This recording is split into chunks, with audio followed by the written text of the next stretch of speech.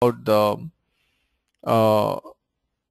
uh, completely about the select statements, how to write the select statements and how to read the data from multiple tables, what are the different queries, subqueries and the set operators, all those things we have seen it. So in the today's class I'm going to talk about more on the how to define the tables in the data, how to define the tables in the database. So to do that, we need to know the DDL language. So far we talked about the DRL, data retrieval language. So when you say DDL, so DDL is nothing but the data definition language, which it is there. So when you talk about a data definition language, there are different commands. So using data definition language, you can create the different types of database objects as well. So what are the different database objects that you know? So different objects, when I say you can create the tables, you can create the views, you can create the sequences, you can create the synonyms, etc. So any type of a database objects can be created. So create is something that which is used to create a table or a view or table view, so any other thing which will be created. And the next one, alter, is another DDL statement which is used to, so what is the use of alter? Whenever you want to add a column to the existing table, or whenever you want to drop a column, or whenever you want to add a constraint. We'll see what do you mean by constraint here. Whenever you want to drop a constraint, whenever you want to modify the data type of a column. So different other types of things which can be determined in using it. Modify the data type as well. So the next one, you have a create, and the next one is about the alter. You have modified this one. So the next one is about the drop. So drop is like removing the table from the database or removing any database objects. So you can remove the table, you can remove the database objects and all those things which it is there. So this is more about your DDL statements which helps you to do it. Alright, so now let me try to show you. We already seen how to create a simple table, isn't it? So you guys don't need to create the tables in this. Don't try to create the tables anything on the HR schema, basically the schema which we are talking about now. Okay. So if you're trying to, because everybody is pointing to the same schema, if you try to create, there will be a lot of tables which gets created in this. So better do not create any table. What you can do is you can just wait for me. I'm going to send you the individual user ID to you, all of you, to create your own tables and then practice. So you can create one more connection. Basically how to create a connection. Let's say let me give you an example. Okay, I'm sending a connection to Josna. Okay, so how you have to do it? You need to create a new connection. This is going to be a part of same thing. Let's say if I am using the connection as Josna, so just create a connection as Josna and enter the username and password and save the password. Host name is going to be the same, 192.168.1.81, and then use a service name as ORCL. So if I try to test this now, it will definitely fail because Josna user does not exist in our database. So I'm going to send you the individual user account for all of you. So take that account and then connect it. So when you connect, it will open up the new schema. There you'll not have any kind of a you'll have a different other tables. You can create your own tables in that schema. So better do not create anything in the HR schema because it's like a read-only schema for you guys. So don't create anything. You create only the things in the schema which I am going to send you. What I'm saying is that, so when I send the details, you create a new connection in the SQL developer with which points to that schema. Create a new connection in the SQL developer with your name, with your individual name, basically with your individual name, and start creating the tables and views or whatever you want when you're practicing. Start creating the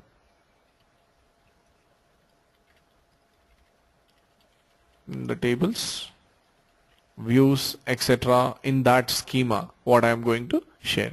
So do not create anything on the HR schema at this point of time. So let me just try to show you now. So all of you know already what is a data type is all about and what are the different data types that we have and all those things. So let me show you how to create a table and what are all the different constraints that we have on a table. So for creating a table, first of all, you need to know what are the list of columns that you are going to keep it as part of the table, and what is the data type of each column, that also we need to know. Now let me just create now the new table which is so called as student. Let me just try to create a table and then student. You have to keep every column within the parenthesis. So what are all the different columns that you're going to add? So it's basically the student ID, let's say the number, and you're going to use a name column, so which is going to be the varchar2 of 100, varchar2 of 100, let's say name, and you also have the another, let's say PAN or email address, so which I call it as an email, and which is also of varchar2 of 100.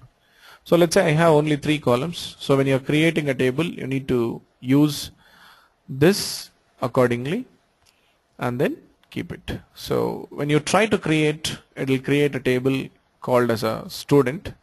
So if you have to check that, refresh all this table list and go here, you'll be able to see the student table which is here. So when you say you have a student ID, student name, and it says nullable equal to S, what does that mean? It means you can add right. So you can add null values to all of these columns. So whatever is there, you can add the null values to all these columns. So there is something called as a constraint that you need to know. What do you mean by a constraint? Constraint is nothing but the rule that you are defining on a column, or you can call it as a predefined rule on a column, is called as a constraint. So when somebody is actually adding a data to your table and you're actually enforcing the user to enter the data which is satisfying that condition, so that is called as a rule that you are defining. So predefined rule on a column, that is called as a constraint.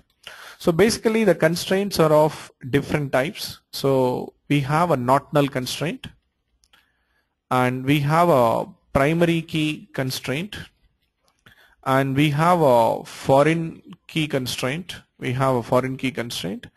And we have a unique key, and the next one to understand is about the check constraint what you have.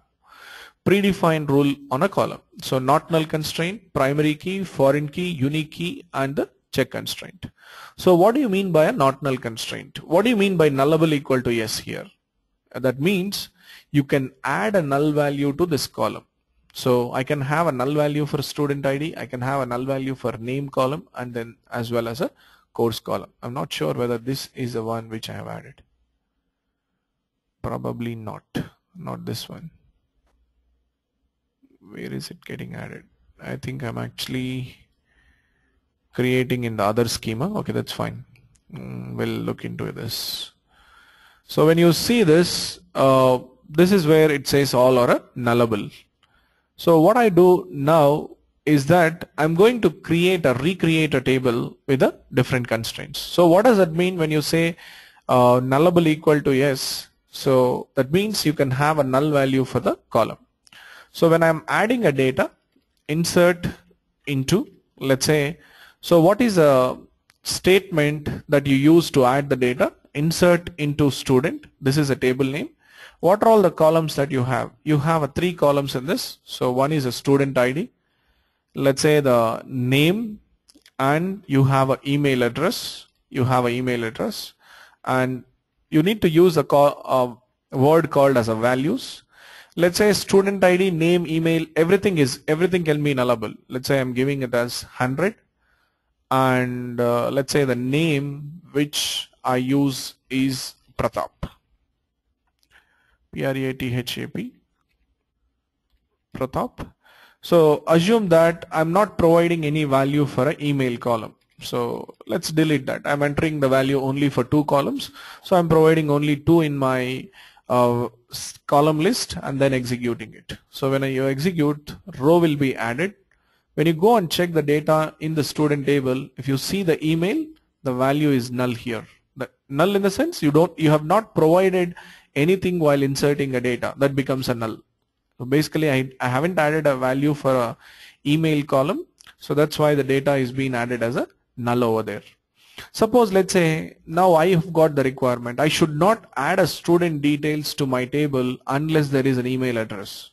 If the student doesn't have an email address, I should not allow the user to insert the data. So how can we enforce the constraint on this email column now? Let me drop and recreate this. So I'm dropping the table. So I'm dropping the existing table. So when I say drop table, what and all it will remove?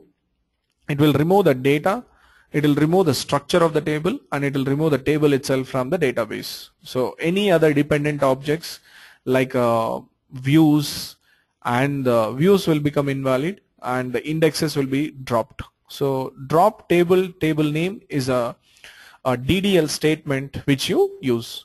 All DDL statements are autocommit. You should never use commit and rollback on the DDL statement. This is fundamentally you have to remember throughout whenever you're actually working with an Oracle database, you should know that whenever you are executing a DDL statement, that is an autocommit. That is an undo. You cannot undo the changes. Let's say now I have dropped the table. Can I undo it? Can I revert the changes? I want to roll back the changes, which is not possible in case of a DDL statements. So DDL statements are your autocommit. Now I don't have a table, a student table which is existing. If you try to refresh it, you don't find that student table anymore here because that's been deleted from the database. So now what I'm going to do, I want to enforce a constraint, not null constraint, on the student ID column and the email column. So how do I do that? So let's say create table, and here if I define this as a not null and here also as a not null constraint, maybe not null.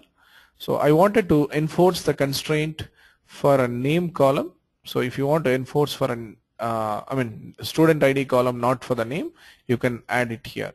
So what does it mean when you say not null? So if anybody is adding a data to the student table, they cannot have they cannot omit this student ID and the email column when they are adding a data. So try to execute it, save it. Now the table is created. So when I try to add the data by using this insert statement now, will it go through or will it throw me the error? So when I try to insert the data here for a student column, so when you try to do that, cannot insert a null into student.email, which means it is not able to insert a null value into the email column. It is not able to add a null. So if I have to do that, I must enter a value. So I must enter a value for an email. Let's say, so you want to have Pratap009 at, let's say, gmail.com. So which it is there. Yeah, 1 second please, sorry.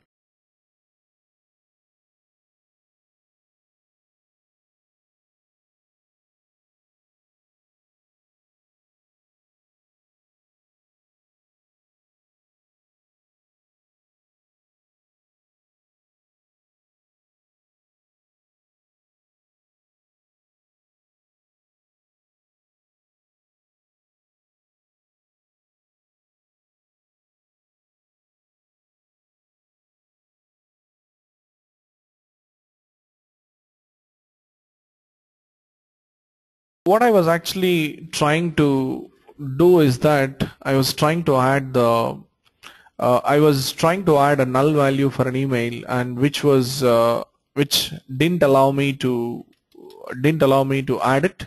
So when you try to execute now, since I'm actually adding a data for this email address, it's basically I was able to add the data for it. So this is uh, about the not null constraint. So if you define any column as a not null, you must provide a value when you are inserting a data.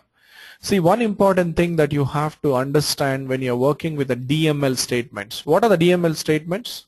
So your DML statements are insert, update, delete. All these are all your DML statements. Insert, which is used to add a row, update, which is used to update, and delete, which is used to delete a row from the table, and all these are called as a DML statement. So whenever you add a data, and you must commit the data. You must commit the data. It is not only for your individual inserts, for a group of inserts also you can do it. Commit means you're permanently applying the changes, and rollback means you're actually undoing the changes. Now, since I have committed the data, how many records will be there in my student table, right? So only one record will be there. So if I have executed for only once, so this, I'll have only one record in this, which is being added over here. So this is about the not null constraint. So what do you mean by the primary key? See, when you define a primary key, so it's basically if you are defining a primary key on a column, so basically it enables you to store the unique set of values, enables you to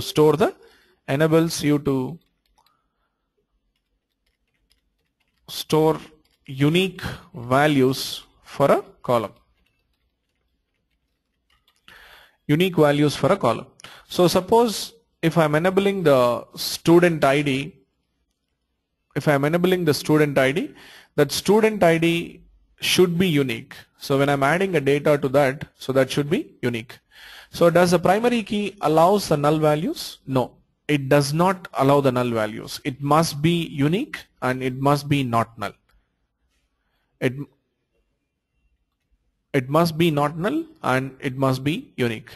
So what is the use? Like what column? So basically whenever you're defining a primary key, you define on a columns like employee ID column, department ID column, let's say you have a student ID column. So all these kind of a columns we can do it. So do we need to, how many primary keys we can define on a single table? So only one primary key can be defined on a one table. So can we create a primary key on a multiple columns? Yes. If you're creating a primary key on a multiple columns, then that is called as a composite primary key. So if you're creating only on the single column, that's called as a normal primary key what you have. Let me try to show you now. I would like to drop this table and recreate this time using I would like to enable the primary key constraint. I'm going to show you how the primary key works here. Concentrate. So I'm deleting the data from this. So I've dropped the table and I'm enabling the primary key on top of this primary key. When you say I'm enabling the primary key, student ID, name and the email. So when you try to execute, I'm defining a primary key. Let's check whether our primary key will accept the null values and the duplicate values. So first let's check whether it will accept the duplicate values or not. I have defined a primary key. So how would I make sure that? So when you refresh, go to the column list, you have nullable equal to no. If you would like to see the constraints that are defined on an existing table, you can go to this and then see the constraints. See here. So there is a constraint which is defined on an email, which is called as a not null constraint, and this is your primary key constraint, which is enabled on which column? Student ID column, right? So you have a student, this one. Now let's try to first add a duplicate record into this. So insert into 100, let's say basically 100. I'm trying to change CH, and let's say this is also a CH. So if I try to execute all these statements together, now will it result in an error or will it succeed? So if you have to execute group of SQL statements together, then you need to use F5 in the SQL developer. So if I try to use it, it has thrown the error. First record is added, and the second record it has thrown the error saying that unique constraint violated. So it's basically when you're trying to insert a duplicate record into the student ID column, so that is where it has resulted in an error, which means you cannot have a duplicate value for a student ID column. So let's try to insert a null value, whether it will accept or not. Let's try to check this. So primary key also does not accept the null values. So when you try to do this, now see, cannot insert a null into the student ID column because it is a primary key and you cannot have a null value for this. So this is more about a primary key. So primary key is something that which will not accept the null values and which will not accept the duplicate values into it. Now we have only one record, which is with a 100 pratap009 at gmail.com. So now let's try to understand the next key, that is your unique key. Will not null accept the duplicates? Can somebody answer this? Does a not null accept the duplicate values? Yes, obviously. So I never said that not null constraint will not accept the duplicate values. So when you define a not null, it means it will enforce us on a column only that it will not accept the null values. It will accept any kind of a duplicate value. Any value that you enter, it will take. If you insert even 1000 duplicates, it will take it, right? So not null, it just doesn't do it. And what about a unique key? Let's try to understand this. See, only the difference, the unique key also maintains the unique set of values. It maintains the unique set of values, but accepts the multiple null values. So what is, when somebody asks you what is difference between the primary key and the unique key, primary key and unique key both will maintain the unique values, but unique key accepts the null values, but the primary key does not accept the null values. So to do this, now if you look at the student column, I have a 3 here. So what I'll do is I'll try to use a alter table and then add the columns here. So how to add the columns? Let's say alter table. What is a table that you would like to add the column? Student. Let's say if you'd like to add a column, so add, you don't need to specify the column name. Let's say I want to add a column called as a SSN, so which is of, let's say varchar2 of 100. So what does this statement does now? So it will add one more column to your table. Now student table has only 3 columns. It will add another column SSN to this. So when you try to execute SSN table, sorry, SSN column is being added, but I have not enabled the constraint on top of it. So can we use alter statement to add a constraint? Yes. So alter statement can be used for a multiple purposes. You can add a column, drop a column, add a constraint, drop a constraint, modify the data type, all those things. See, you can keep yourself on the mute. When you have to say something, I'll give you a time to go for your questions. So for now, you can keep yourself on the mute. Okay. So when you say if you'd like to add a constraint, so how would I add it? So either you can add a constraint while creating a table, or you can also add a constraint after creating a table. So table is being created, but now I wanted to add a constraint. Okay. So let me add a constraint on this. So alter table, let's say which table you want to add a constraint, student, add. So you need to specify the constraint. Let's say if you'd like to specify the name also, you can specify. Let's say SSN number should be unique. So I call it as SSN underscore UK. That represents a UK represents a unique key, PK represents a primary key, and FK represents a foreign key. So that's a shortcut form that we use. Add constraint, and which is on which column you are actually adding it. So that is nothing but your SSN. So try to execute it. So now the table is altered and we have enabled the unique constraint. You want to cross check whether we have a unique constraint on this table. So now go and check the data. Probably I think I have to close this and then refresh this again. So when you go here, now the SSN, even though I have enabled a unique key on this, still I have a null values for this column, right? So let's try to add one more column with a null and one more column with the to check the uniqueness. Okay. So let me add the data. So I'm going to show you both. So whether it will accept the null values or not. I think everybody is clear in this point. It will accept the multiple null values. When you say it will accept the null values, it is not only the single null value, it will accept multiple, because database cannot understand what is null, or database cannot compare what is null. So it will accept the multiple null values. It cannot enforces the uniqueness on a null value, right? It cannot do that. So when you say that student, let's say if I have to add the columns, this is another way of using it. Let's say 101 and admin,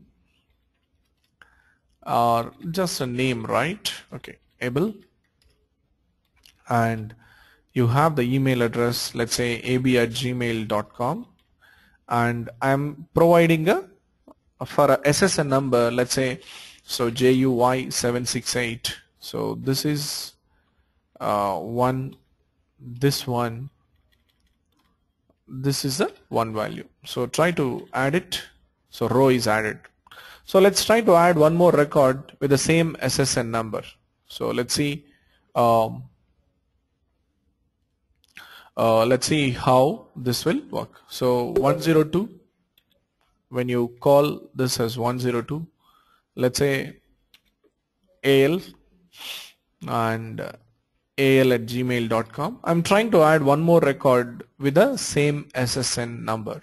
So when you try to add it, it throws the error and says it called as a unique constraint violated. So that means it is not accepting a duplicate value for that column. So let me just try and add one more null value for this. So you already have a null value which is existing for SSN column. So I'll try to add a null. Will it accept the null value here, or does it throw the error? So what I'm trying to say, I have already the null in my SSN number column. I'm trying to add one more null. Will it accepts or it throws the error? Right. So row is inserted. So which means it accepts the multiple null values in using it. So this is more about the unique key. If you see, the difference between the unique and the primary key is that primary key does not accept the null values. Unique key accepts the null values in that. So that is more about this column. So can I use an alters table to drop a column? Yes, obviously you can do that. Let's say if you have to do that, alter table, what is a table that you would like to use it? Student. If you would like to drop a column, so drop, you need to give the column name. So when I drop the column, does the constraint also will be deleted, or the constraint will be still there on the column? So how that works? When you are dropping it, it will remove all the things. Now I have a constraint on the SSN column, right? SSN column I have. This constraint also will be dropped when you are dropping a column. So let me just try and execute this now. Student is altered. So try and go and check here. The constraint is also being deleted from that. So it basically, using an alter table, you can add a constraint, drop a constraint, as well as you can also drop a column as well and then do it. So this is more about the unique key, how you handle it. So we have seen three things now. One is a not null constraint, another is a primary key, and the next one is a unique key, and we have also seen how to alter the table for adding the columns. Alright, so I hope everybody is good so far, and any questions? Karthik, one question. So consider if you have a table with 5 columns and I want to insert a new column in third position. So can we do it based on position for adding a column? No. Is it possible? No, I don't think we have to do a lot of homework for it. I don't think there is a possibility to do that. Basically, it will just keep on adding the columns at the end, and I don't think we can actually shuffle the columns and then do it. Okay. Yes, you can leave it empty. You don't need to write a null. Even if you write null also, it takes it as a null, or you can just leave that column. Basically, if you have to explicitly mentioning that you want to add a null value, I mean you want to have a null for it, you can write it, or you can just omit that column. So just like this, here I'm mentioning all the column names, that's why I have explicitly mentioned the null value here. Else you can omit the column name. By default it anyway takes it as a null. Alright, next one is about the foreign key. So when you talk about the foreign key is something that which creates a relationship between the two tables. Okay, so now I have a student ID which is a primary key of my student table, and I would like to store the other details called as to understand the foreign key. I'm actually creating another table. Table could be courses or a student courses. I want to store all the courses which the student has opted for. Okay, so this is a student and this is your course. So basically how many courses that each student has actually joined, that I want to capture it. So this is student and this is your std underscore courses which you have. So when you say this student and student courses, it's kind of a one-to-many relationship which exists here. One student can join for multiple courses. So whenever you have to create a foreign key relationship, the key which you are referring in your child table must be the primary key in your parent table. What is a parent table here and what is a child table? So basically the student is a parent table and student courses is a child table. So if you are referring that student ID column, and that student ID column must be the primary key in your parent table. So in the student table, I know that the student ID is a primary key. So now I just have to use that key here as a foreign key. So how do you use it? Let me create a table here. So create a table, and let's say you call this as student underscore courses and student underscore courses. Let's say you have not required, sorry. Let's say you need a course ID, and let's say number of 10, and you have a course name which is going to be the varchar2 of 100. If you want to enable a primary key here, you can also enable just a primary key. If you define, that becomes a primary key. And you want to store the fee. Let's say what is a course fee is all about. Let's say the number of 10,2, and it is going to be you have a fee and everything, which it is there. Okay, so fee, and let's say I would like to add a student ID column. So it is not necessary that you should have a same name here. You can have any name, and student ID is going to be the number of 12. So this is your foreign key. So you can either add at the column level or at the table level. So I'm adding it as a constraint. Let's say std underscore fk. So what is a column that you are defining a foreign key? So you can use it as foreign key of on what column you are identifying it. So that is on the student ID column. On this column I am enabling it. So which table it is pointing to? It creates a relationship, right? So you need to use references. So what is a table name? Student. And which column it is referring? It is a student ID. So you need to define all these things. You need to define a constraint, and what is a constraint name? Let's say the foreign key of the student ID, references, student, and student of the student ID. Now when I try to do that, it will create a foreign key relationship between that. So std underscore courses, there is another table which got created. So when you go and check here, this is a table. If you go and check, this is a foreign key. Which table it is referring to? It is referring to the student table and this one. See, one thumb rule that you have to always remember is that whenever you are adding a data, first you have to add it in the parent table, then the child table. What is the parent table here? Student. Let's say I have a student 101. Okay. Let me go to this. I have a 3 student 100, 101 and 102. Okay. I don't have any student in my student table as 103. So let me try to add the data here. Insert into, let's say, std underscore courses. Let's say you're adding a data for course ID column, and you have a course name column, and let's say fee, and you have a student ID column as well, values.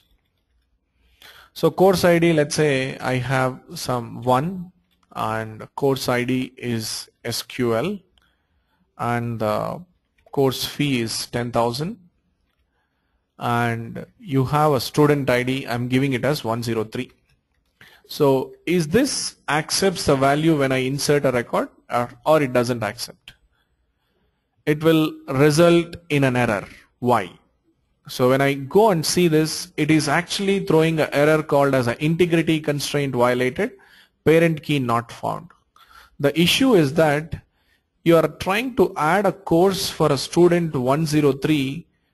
That 103 student is not available in your student table.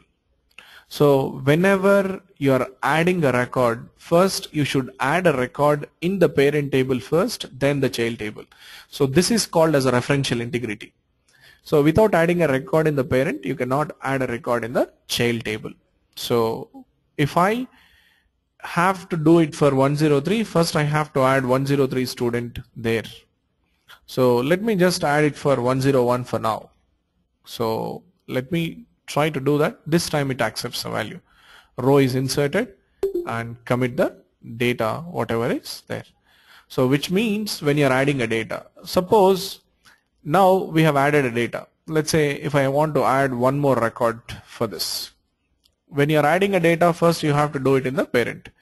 So let's say you have to do it as a PLSQL, and this is also 10,000. Let's say I want to add it for a same. This is going to be the second customer. Try to add this and then do it and commit the data. So when you try to see the student table, you have a 3, and the student courses you have a 2. Now let me try to delete a record. See, I'm trying to delete a record from the student table. I'm deleting a record for 101. So delete from, how to delete a records? If you say delete from student, it will delete all the records from the student table.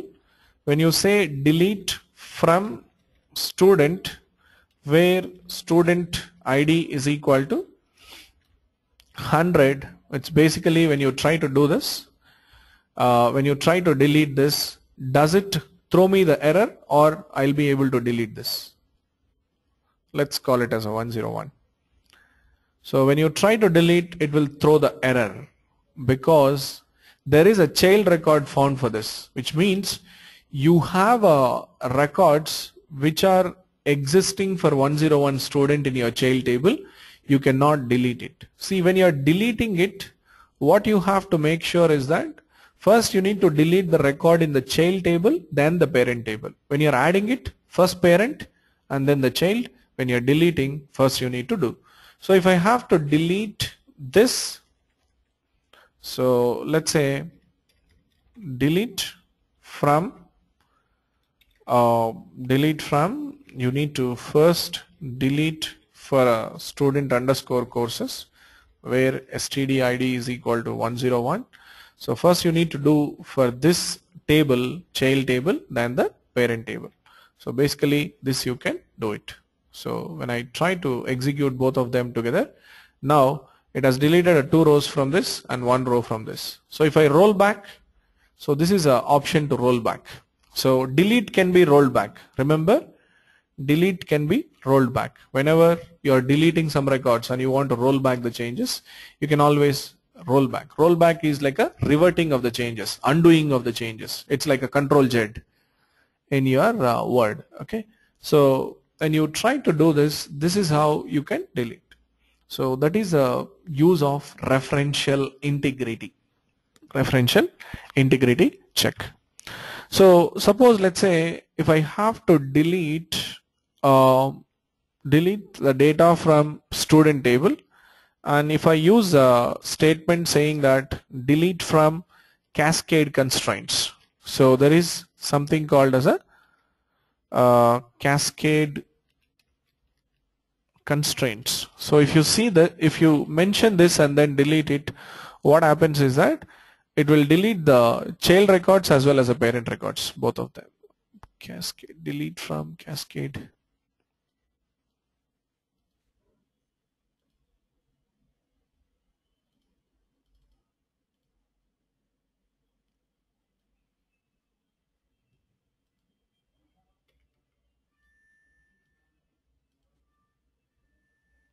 Not properly ended. This way anyway it throws error.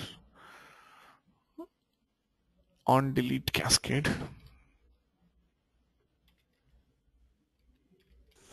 Probably just cascade. No, I think you need to use the constraints as well. No. I think when I am defining a constraint, what did I use? I think Karthik, when you define the table on the master table, you should define like on delete cascade, which will there is child table records. Yeah, here we need to define that rule, and that is the reason it is not accepting. So if you go here, delete rule, it says it as a no action, which means there are multiple actions which you can perform. I'm not going in detail. I don't want to confuse you much. It's that for now you can just remember as whenever you want to delete a child table, I mean, whenever you want to delete a parent table, you have to delete a record from the parent, record from the child and then the record from the parent. So that's how you can do it. That is more about the deleting of the records. So we have another thing called as a check constraint. So check constraint is like, suppose I have this table. Let's say, let me just drop and recreate this table, and I'm going to show you how the check constraint works. It's more like a not null constraint what you have, but you define a condition here. So I'm dropping this table. I'm dropping this table, student underscore courses, and here I'm defining a check constraint as check. Let's say whenever somebody is inserting a fee value into this, that should be always greater than 0, or that should be greater than always 5,000. So when you try and execute, it will create the table.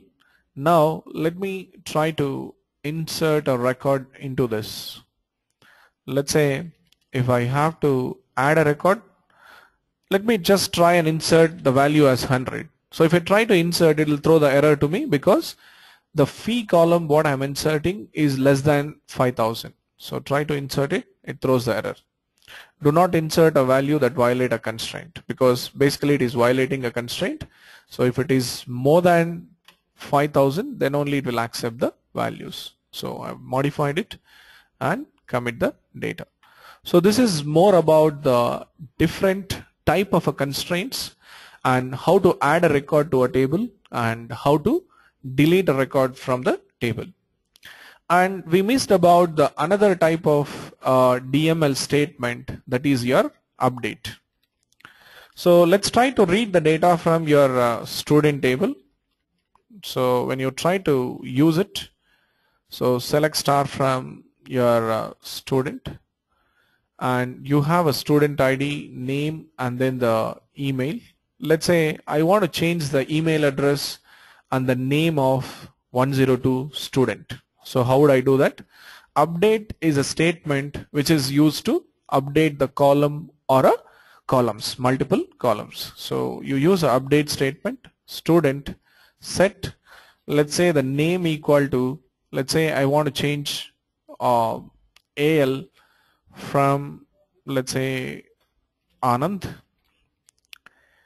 and I want to change even the email address as well. So email equal to, let's say, anand@gmail.com. So when you want to update the multiple columns, each column should be separated by comma, and where student ID equal to, let's say, 102. So when you try to execute, what it does, it will update the values for a student 102. So try and update it. Row is updated. Now you want to verify. So basically data is updated. So whenever you want to do that, you can commit the data and then do that. So basically we have seen DDL and DML statements combinedly here by understanding the how to add a constraints and how to add a records to a table and how to delete it. So we also checked what is a commit and the rollback. So is commit is required for every row that you add a data? No. A commit is, you can commit only a transaction. What do you mean by a transaction? Transaction is nothing but a group of DML statements. What you have is called as a transaction. So when you are inserting a data, let's say a group of DML statements, let's say 5 insert, 5 delete and 5 update statements, together you want to commit once or roll back once, you can do that. So transaction is called as a group of DML statements. So you can commit the transaction or roll back the transaction. So can we use a TCL statements or a transaction control language statements for a DDL, DML statements? So all DDL statements are auto commit. You should always use this. Remember, you should always always use DML, always use TCL statements. What are the two TCL statements? Commit and the rollback for DML statements. You should not use it for a DDL. So always remember that, and that completes your DDL and the different DML statements, how you create it. So let's understand the difference between the truncate, delete and the drop. So often you may come across in the questions like what is difference between the delete, truncate and the drop statement. So delete will remove all the rows. Yes, it will remove all the rows, and it can be rolled back. It can be rolled back, and you can remove all the rows and it can be rolled back, and the structure of the data still remain. When I say structure of the data, data is deleted but the table will still be there. Structure of the table will be there in this. So delete something can be rolled back. So when you say truncate, it will remove all the rows and it cannot be rolled back because it is a DDL statement. Truncate is a DML or a DDL? It's a DDL. So DDL statement, and the structure of the table will be there.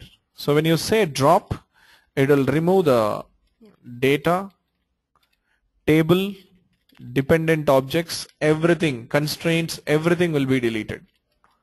Constraints and everything will be deleted, and it cannot be rolled back. It cannot be rolled back in this. So this way you can differentiate the delete, truncate and the drop statement in using this. So we have that is a main difference between the delete, truncate and the drop. All right. So one more thing that we have to understand here before we close a DDL and DML statements, we need to also understand about what do you mean by a script. See, a script is nothing but the group of SQL statements which are separated by semicolon or a forward slash, that is called as a script. Let's say now I would like to basically, I have a student table here. Okay, this is your student table. I just don't want that. And let's say I have, I'm creating a new thing. Let's say if you're creating a new script, let me create a new script here. Script is nothing but you're opening a new SQL worksheet. Okay, I'm opening a new SQL worksheet. So I'm creating a table, and let's say you want to add anything, alter table, these two things, you want to add it to the script.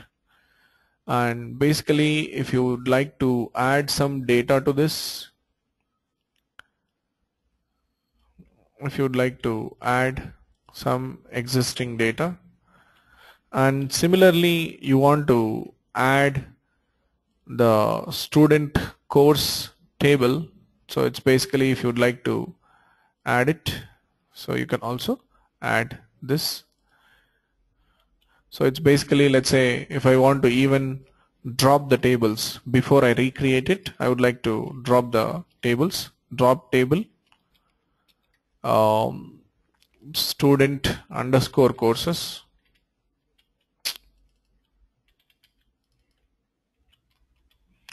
and I want to also drop this table, so student, so this is another one. So let's say I want to save this, and since we have, let's say I want to save this to my D drive, so this one, my first script.sql. So you need to create something like this, first script.sql. So you have everything which is saved. Let's say I want to commit the data at the end, basically. So this is something as a commit. So if you have to execute this shell script, if you have to execute this script what you can do is, why it is erroring out here.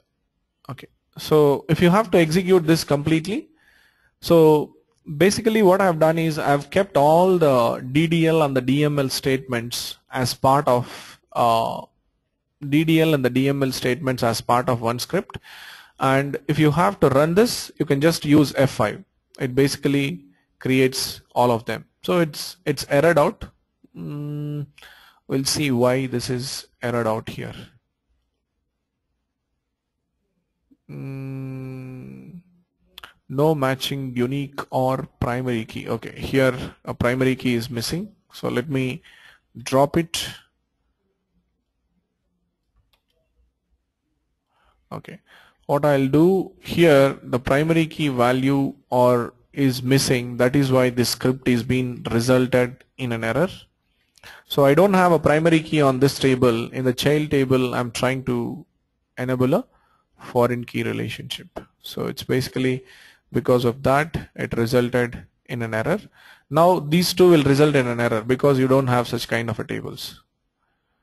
Okay, integrity constraint violated.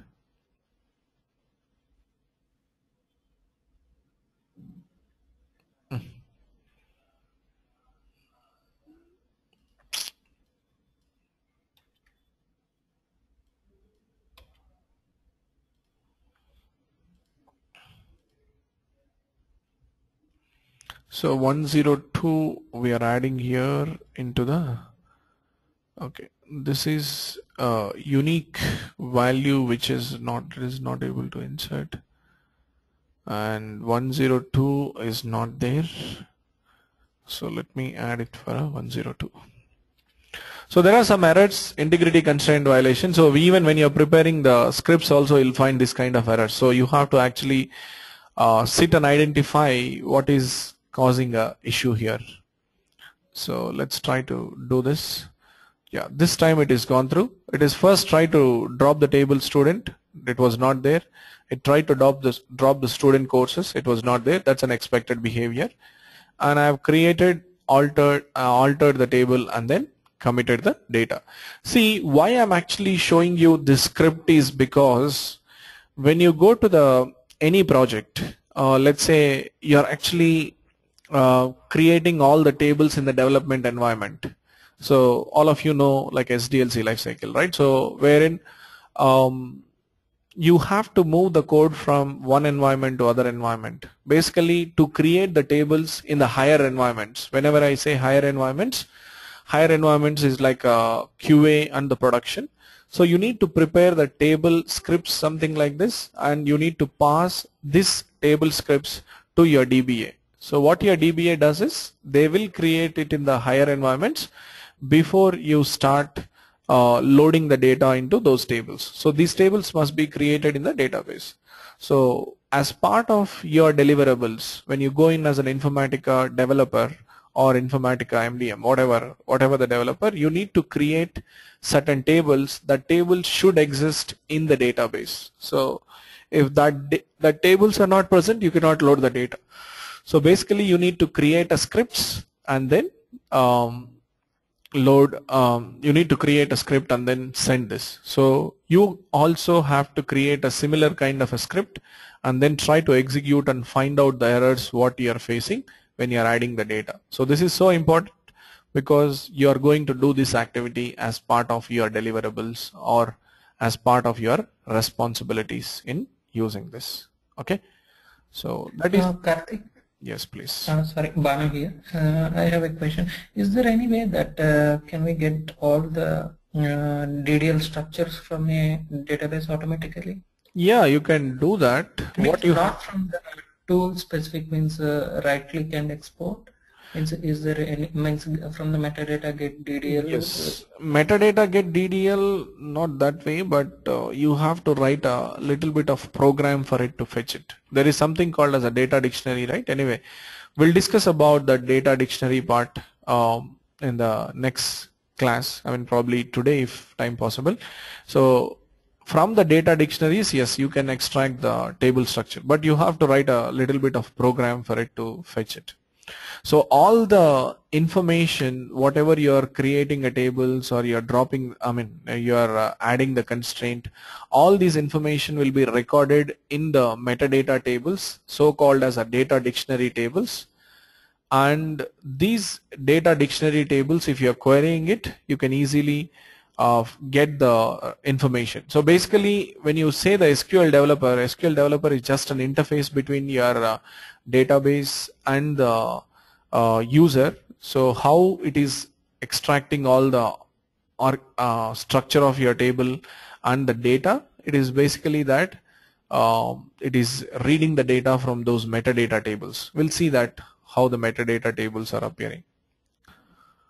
So this is more on the DDL and the DML parts. So we are left with two other chapters. So that is how to create the different other type of database objects and what are the different data dictionary views. So we'll take a break for a couple of minutes.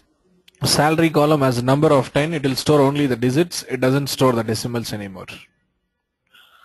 So if I try to answer this question, so how can I identify the second highest salary and why this query is not returning a result? So I think basically I have to go back to this, and this is a query, count of salary is this. Okay, let me go on to my SQL query part and go on here, open the SQL worksheet and do this here. So basically this join is actually wrong. I think it should have been mentioned as m.salary is greater than e.salary. So when you try and execute this, so why do you have employees table? Yes. And count of salary.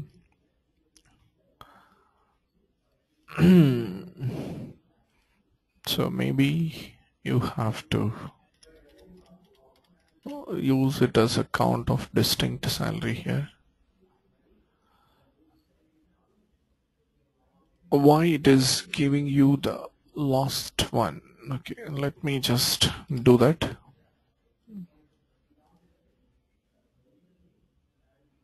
It is not 14,000 is the highest salary, right? See, basically this it was supposed to give me 70,000. For some reason, it is returning me the. Why it is not returning you a value is because there are two employees who are actually earning the second highest salary from the same data. So if you try to see it, it basically the 17,000 is being retrieved by both the employees. So this condition is not satisfying. It's basically it is returning you the result as 3, and this is returning you a result as 2 for a second highest salary. Suppose if you do the same thing for fourth highest salary, it will return the data. Because why it is not happening for 2 is because the same employee is same salary is being used for, same salary is being drawn for a multiple employees. So that is the reason it is not giving you. Not even the lowest salary also. Lowest salary, second lowest salary, if you see, even the 2,400 is being taken by multiple employees. Even that also is not working. So this is not more appropriate way of deriving the total salary.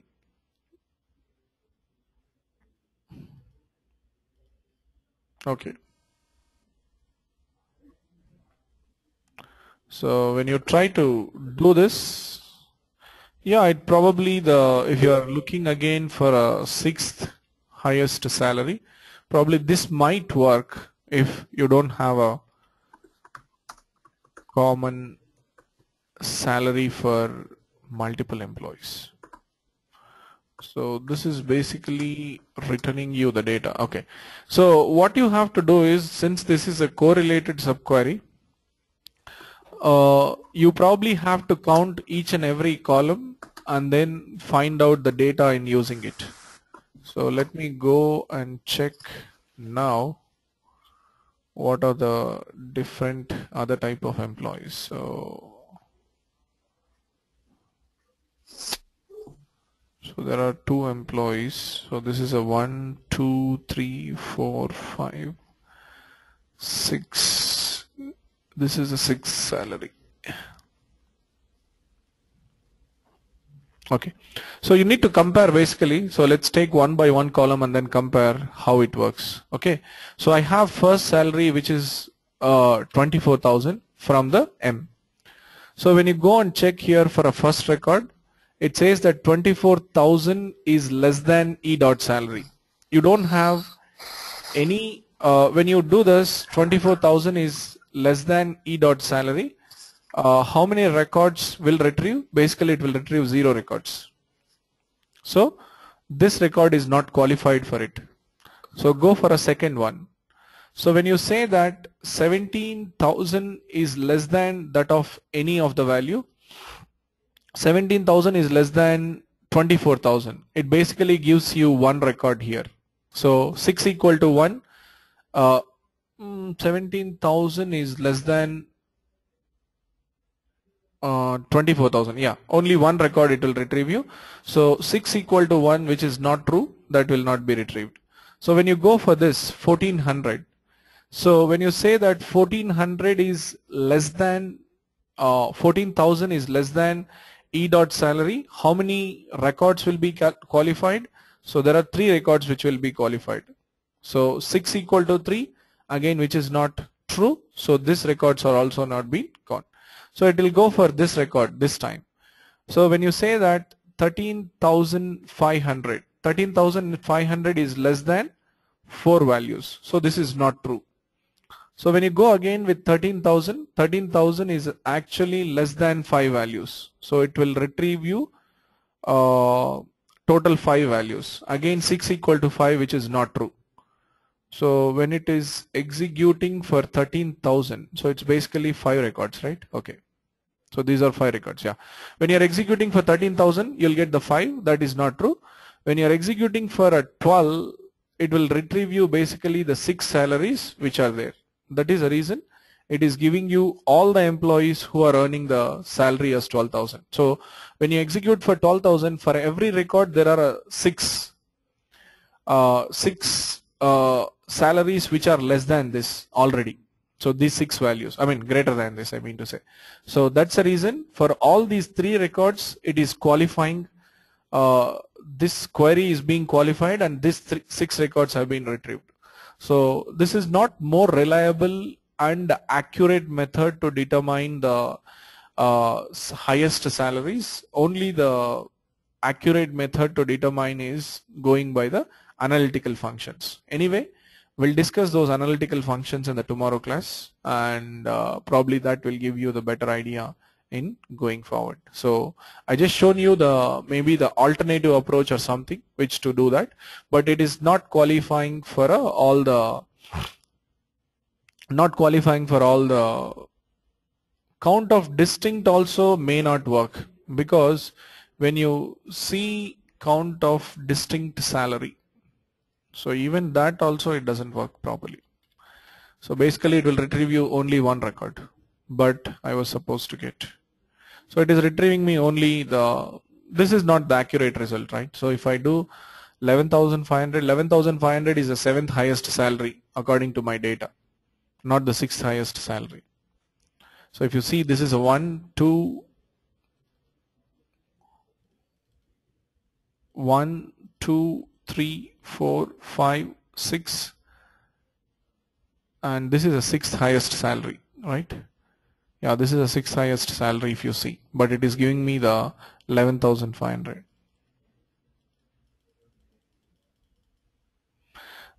Applying distinct in the outer query doesn't help you. It basically eliminates the duplicate records in the outer query. It's not useful at all. So at all, if you have to apply, it's only should be done in the subquery only.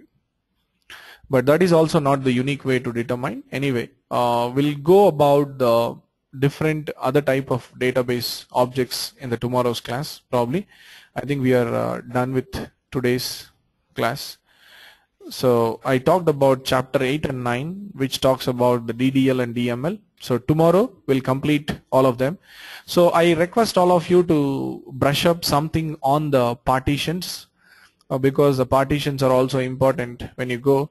So what are the different partitions that you can create on a database table, and what is the use of partition? Maybe 5 or 6 points if you understand on what are the different types of partitions. That would be helpful, because that is like an out of box, I mean, which is like a feature which is implemented. See, why you have to learn at this level is because you guys are going in as a 6-year-old developer and 7-year-old developer at the end of the training. So you must know all these concepts when you're actually start applying for a jobs and all those things. Okay, so brush up yourself on what is a partition and what are the different partitions that you can create on a table, and what are the different types of indexes that you have. Anyway, we'll discuss them at the high level overview. Okay, thank you.